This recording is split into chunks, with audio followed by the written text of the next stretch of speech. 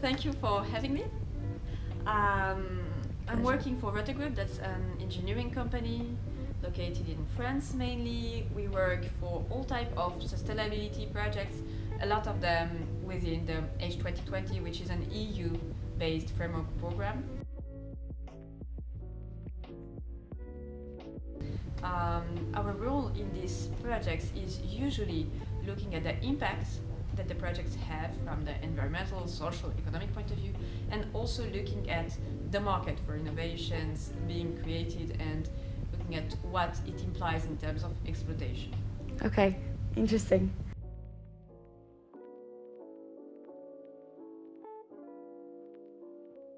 So yes, it was quite a while ago.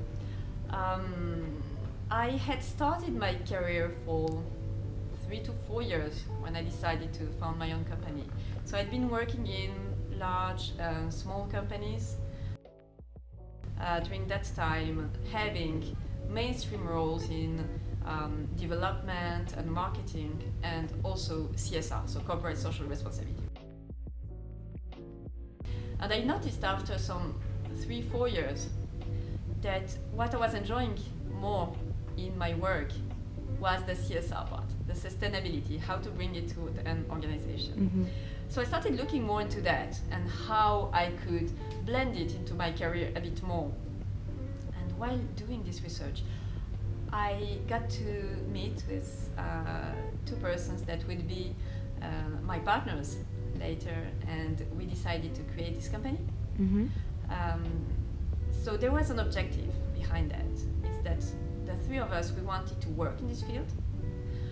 When we looked at what was available as jobs and also as offer in the market, we didn't see what we wanted. So we decided to create something that was an ideal workplace and that would offer also ideal services. Mm-hmm. And to create it from scratch. So we just built this company and built whatever we thought was needed in order to provide sustainability to the society and to foster it.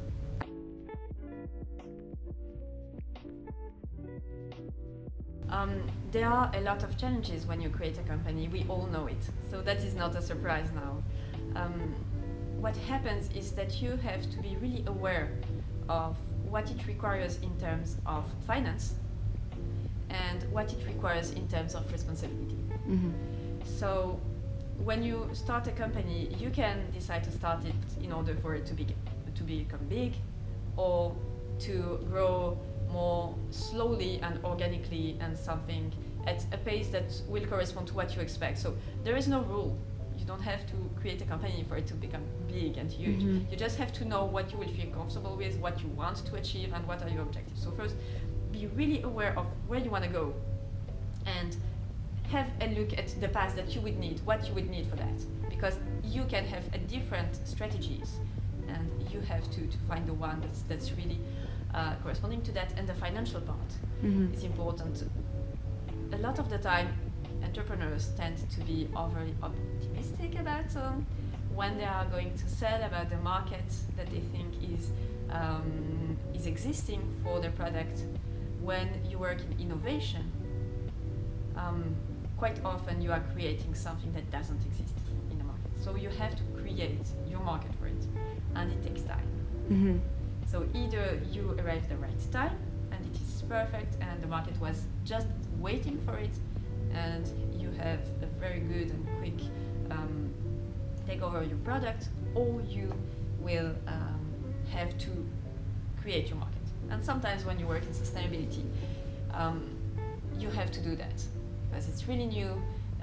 You know that you need a more sustainable product, for example, and even if the market is not ready, you have to work your way towards that.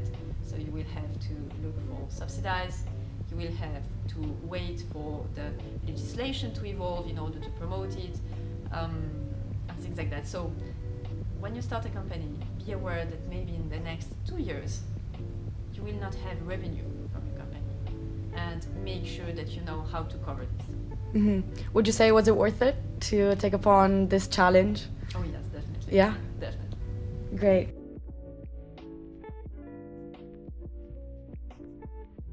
Yes, so I left the company in order to move to another country. And when I left it, I really loved what we had built, but also I enjoyed and I could leave because we worked on replicability, on making it, on making the projects that we were working on, the type of products that we were doing, replicable, and being able to grow and to involve new team members. So that was really something that I gained from this experience. Why was to make it to work on the sustainability of the company itself. So one thing in terms of work ethics that I think that I try to do every time that I'm in a new project or a new company is look in the long term for this project as well. Look how you can reduce the risk of it being stopped in a way or another. Another thing is also in terms of responsibility. Okay. So when you have your company, you know that ultimately it all comes back to you. And you need to be aware of the production side, but also on legislation surrounding what you're doing. You need to know the market, you need to know the actors. So you have a lot of different parameters that you take into account. And that's something that even if later in my career I was in more specific roles, in production for example, I would always keep an eye on the other parameters and how the work is connected to the other teams inside the organization, outside of it, and it brings value. Well, go for it.